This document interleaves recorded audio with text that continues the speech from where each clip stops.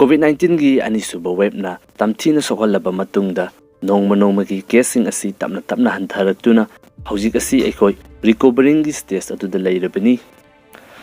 thamlamba athingba kaya tapna handoraktuna hojik asa amadi uba haunaraklabani miyam gi mitmangsida masina loire haibasu yadri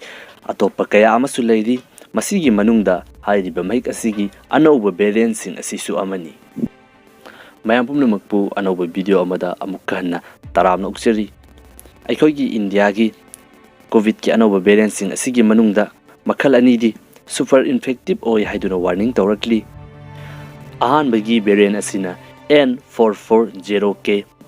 masi handaki sahigi January da hana Gujarat ta thingnakhi aduga hojik asi Maharashtra Chhattisgarh Telangana amasung Karnataka hairiba state sing asida hairiba variant asi tapna sandorakli paper gi matung inna N440K hairiba variant asina hana leiramliba mahiki variant asidagi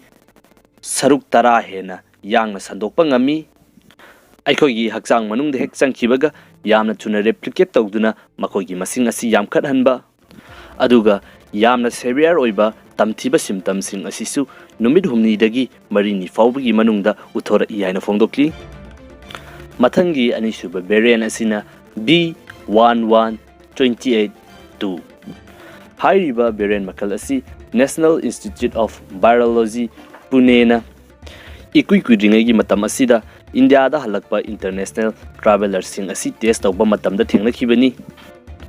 masigi symptom oina aikhogi hakchangi arumba asi ka hena mangsilakpa amasung aikhogi thabombi gi oiba makal makha kaya gi leina kaya nahanduna aikhogi thabombi asi yamna thuna ka hena sokchin hanba asini aikhogi India asi third wave amuka lakpa yabagi khudong saba adu leibana mifai ba phongdorakli